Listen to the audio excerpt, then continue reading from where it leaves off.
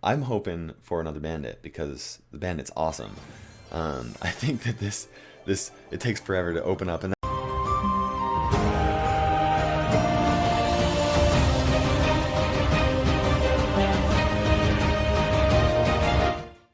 hello fellow Clashers, it is KairosTime, and today we're going to be taking a look at this challenge-winning deck for the Legendary Challenge. My goal was to be able to try and get this out as fast as I possibly could so that you guys could use the tips that I have in this video to be able to actually win the challenge yourself, hopefully on your free one if you have not already used your first try. Now, this is the deck that I'm using. This is a Battle Ram, P.E.K.K.A. Bandit deck combination. And the only legendary card in here is the Electro Wizard. If you don't have the Electro Wizard, you could try the Night Witch. I'm not convinced that she's the best option for this deck, but you could try her even after the nerf. One thing that's important to realize is that this deck is still being used after the Battle Ram has been nerfed. I think that the Battle Ram was a little too strong. The fact that you could use the Battle Ram in combination with the Bandit for a 7 elixir threat that absolutely has to be dealt with within a matter of seconds, I think that was just too much for the game, actually. Even though I love this type of gameplay and I love this deck and have been loving it even before the Bandit received her buff, which allowed the bridge spam meta to really become popularized. Now, that being said, the deck is very strong. It does require some skill to use, especially now that the Battle Ram does take a little bit longer to get to the tower. You're going to have fewer connections with the tower, or it's going to be more difficult for you to get connections on the tower unless you plan for it, and of course you do have that skill. An important part of this deck is knowing how much elixir your opponent has. And that's going to be obviously really important no matter what deck you're playing, but this deck specifically, you want to know if you can play your P.E.K.K.A. in the back, you want to know if it's a good time for you to rush with the Battle Ram and the Bandit, and it really is essential to be able to count your opponent's elixir. So one thing that I did want to mention about this challenge is that there are actually a lot of decks that people are using right now. Now that the balance changes have gone live, people are kind of messing around with things, and it's actually really interesting to see a challenge like this happen so shortly after to have this challenge going on so shortly after a challenge or a balance round has been made. And the reason why is because usually people have some time to try and get the meta figured out before they start working on their decks and stuff, and then they can go into competitive challenges. Right now, everybody's kind of just trying whatever they feel comfortable with, and I don't think that that's bad, but people are trying things out, and that means that you do have an opportunity to do well if you have a deck that is strong. Now, I'm facing here a Golem deck that I would consider to be strong. The deck does include the Night Witch in there, and I think that this is a deck where I felt like the Night Witch was going to fit in. I was never convinced that the Night Witch wasn't going to be I was never convinced that she was going to be useless like a lot of people were convinced. I think that she's still very strong, but in the right types of decks. And the Golem, Baby Dragon, Mega Minion deck combination that we just saw right there definitely is one of those types of situations where she would work out just fine. Let's go ahead and take a look at the deck. This is a hybrid deck. It has the beatdown characteristics of the P.E.K.K.A. I know some people think that the P.E.K.K.A. is control. I would not consider P.E.K.K.A. to be a control archetype. The P.E.K.K.A. almost never lands a hit on the tower unless you have a total deck built around doing so, and that to me is a beatdown deck. That really is. But people call her a control type of deck simply because of how you kind of play. You can play defense with her and stuff, but she's beatdown if you ask me. But the Battle Ram is control, and this would make a P.E.K.K.A. Battle Ram hybrid where you have the beatdown attributes of the P.E.K.K.A. as the control attributes of the Battle Ram. As such, it's very important to have a win condition support card that does a good job at supporting both the Battle Ram and the P.E.K.K.A. That is the Baby Dragon. The Baby Dragon does a great job at supporting the P.E.K.K.A. as well as the Battle Ram because of cards like skeletons and goblins and things like that. You can put a Battle Ram at the bridge, have a Baby Dragon there as well, and then zap those skeletons or goblins so that your Battle Ram can connect to the tower. Now, your obvious defensive cards are going to be the Electro Wizard, as well as the Goblin Gang and the P.E.K.K.A. Those three cards really are your best defensive combinations. You can also use the Baby Dragon and then go into a counter push with the Battle Ram, or even with just the Bandit. sometimes that's just enough pressure to really put your opponent into a difficult situation. Let's go ahead and open up this legendary chest, guys. What do you say? I'm hoping for another bandit because the bandit's awesome.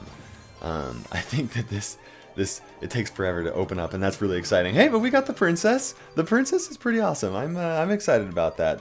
Get her a little bit closer to level 3 there. And we'll open up this chest as well. Some gold, some battle rams, dark goblins, royal giant, barbarian hut, the furnace, bats. It'll be interesting to see where they fit in. I haven't seen them at all today. Fire spirits and some poisons.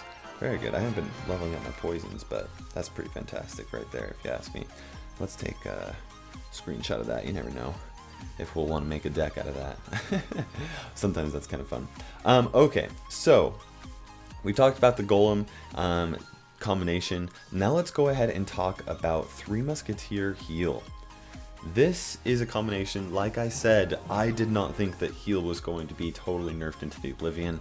I feel like heal is going to have a very specific place in the meta, and here we have somebody that got to 10 wins with the Three Musketeer heal deck because it's a good deck option right now. You can't get up to 10 wins in a challenge like this based off of just pure luck. You have to have some skill, and this person clearly has some skill when it comes to using that. Now, I did end up playing that fireball onto their pump. I don't know if they had a Three Musketeers as their win condition, or if they had a pump because of a golem deck or anything like that, but I would much rather, with this deck, try and get rid of that pump so that I cannot so that they can't build up their elixir and just get an advantage over me like that. But the nice thing is, though, is I do have the P.E.K.K.A., which is a good defense against the Three Musketeers as long as they don't split it. You saw right there I was able to use that P.E.K.K.A. to defend that push. It didn't have the Three Musketeers, but you see what I mean there. Now, they did show that they had heal, and as such, my goal is not to fireball too many pumps, especially because with a pump and heal in there, I know that they've got to have some type of Three Musketeer deck combination in there. There they placed the Three Musketeers. I put the fireball in this deck specifically for the Three Musketeers. I actually had this deck with the Elixir Collector instead of the fireball, and that is one of my favorite combinations, but with Three Musketeers being popularized, that just does not go very well. So you're going to want to try and make sure that they can't build up some type of a push. Obviously, you do have that P.E.K.K.A. to try and stop the Three Musketeers if they do so. Now, at this point in the match, because of how he was defending with just with the knight right there, I know that I have the elixir advantage, and he plays that zap. And because of that, I'm able to put those Spear Goblins in right there, and we're able to get another tower. One thing that you want to really pay attention to is when your opponent does have the elixir to push with the Three Musketeers and when they do not. Right here I wanted to fireball all of these, and that one Musketeer was locked onto the other one, and so that didn't quite work out as quickly as I wanted to, but we ended up getting it.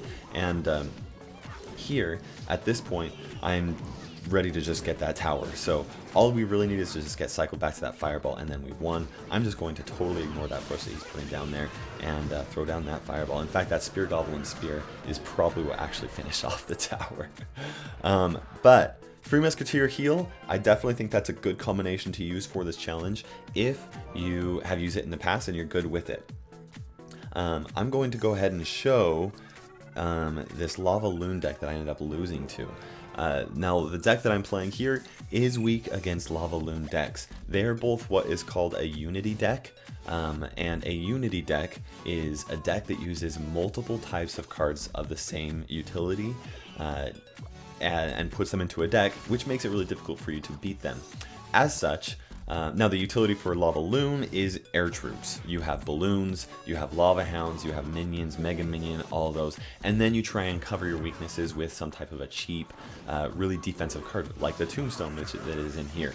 This is a very solid Unity deck, and I know that I have to. The only way that I'm going to be able to beat him is actually by out utilitying him. Now, what does that mean? What that means is that I need to make sure that my deck, which is also a Unity deck, being a very good, my utility being ground threats, namely the P.E.K.K.A., the Bandit, the Battle Ram.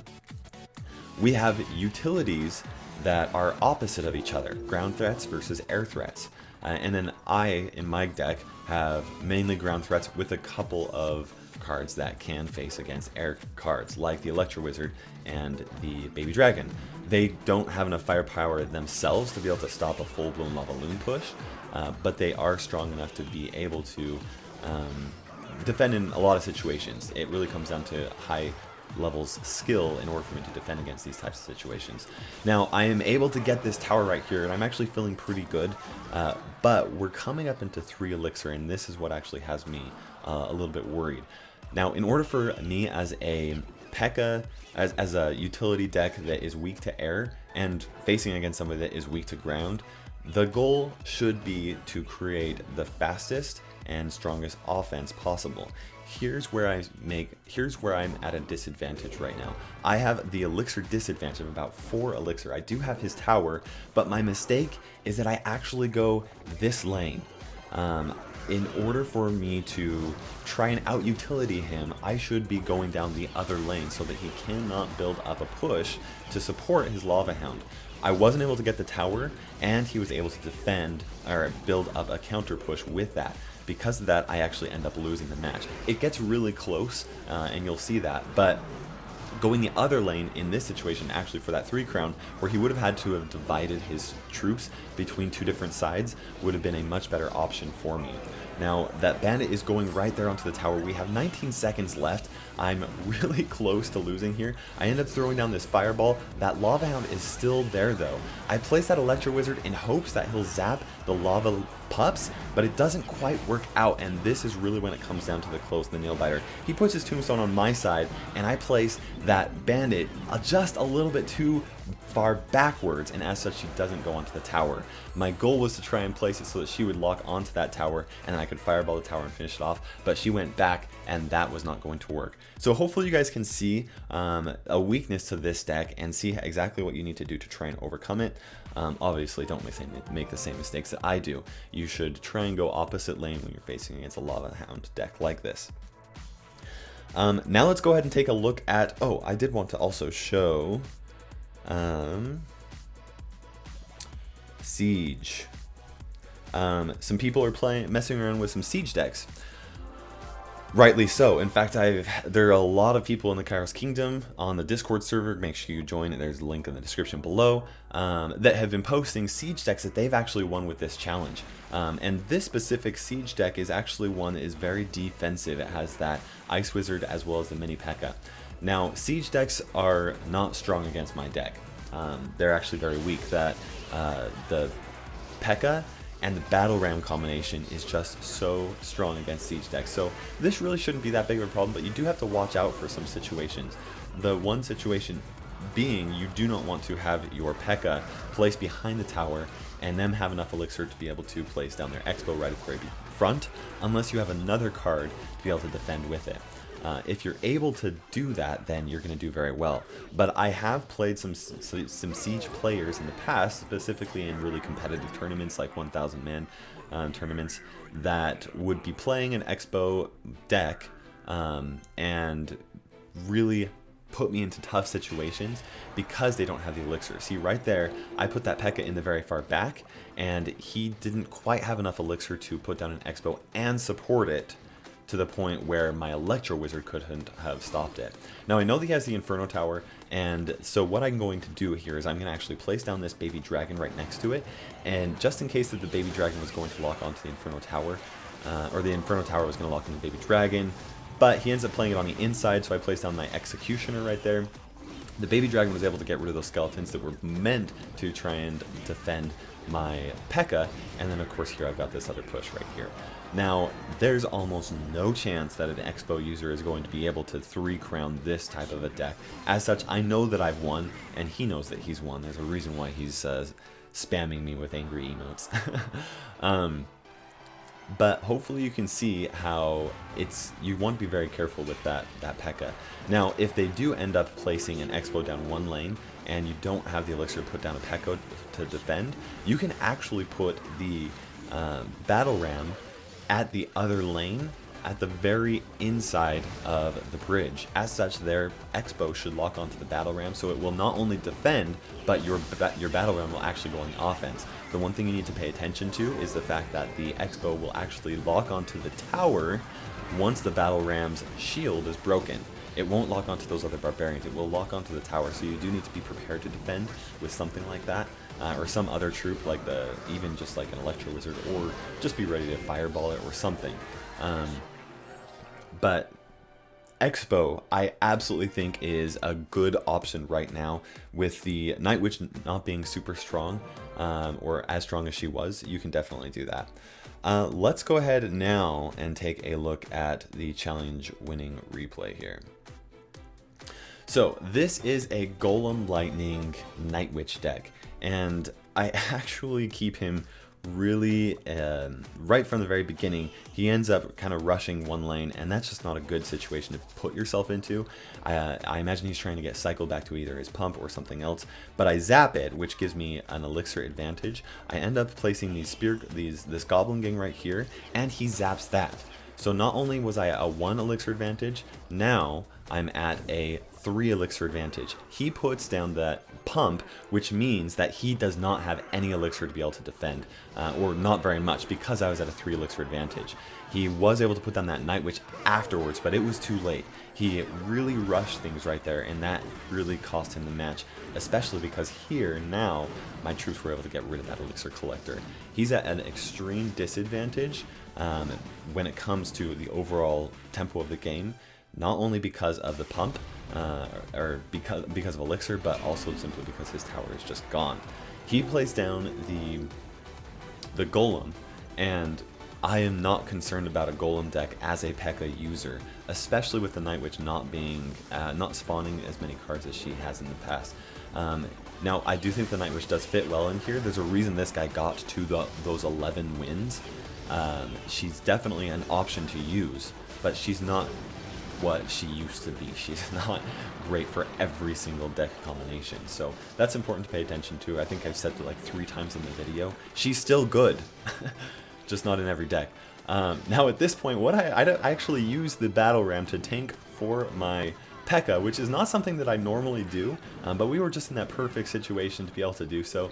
The P.E.K.K.A. ends up not dealing any damage onto the tower, but it does allow that baby dragon to tank and get my bandit onto the tower, and then my baby dragon is able to get rid of some of that elixir collector. I want to try and get rid of some of that elixir collector and just kind of harass him a little bit, keep him from gaining any types of advantages that he might need to try and actually win. But this win really is secure in the bag. I placed the P.E.K.K.A. so that the P.E.K.K.A. should reach the golem right next to the bridge, and then that Electro Wizard behind, so that he can also get rid of those support troops without being targeted by defenses.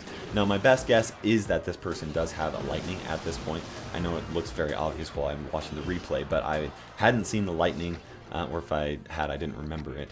And he was missing some type of a really good win condition support with the golem, so lightning was the obvious choice. As such, I was ready with more troops to be able to try and defend that push afterwards. He's just putting that golem down there. We know that I've already won, because there's just no way. And even if he was able to get the tower right here, there's plenty of... I have such a big advantage over his tower on the other side. So that was good game, guys, and that is the challenge. I hope this challenge this video was a little bit more rushed than most of my videos. I really wanted to get out some ideas and thoughts on the challenge that's going on right now as fast as I could, so that you guys could have a chance to really win. Now it's time for me to go farm some ladder trophies, so get some chests in my slots. If you guys like this video, let me know what you thought about it, please. And if you do have any questions about the current meta or anything like that, drop it in the comment section below. Thank you guys so much for watching. This is KairosTime ticking by, and we will see you in the arena.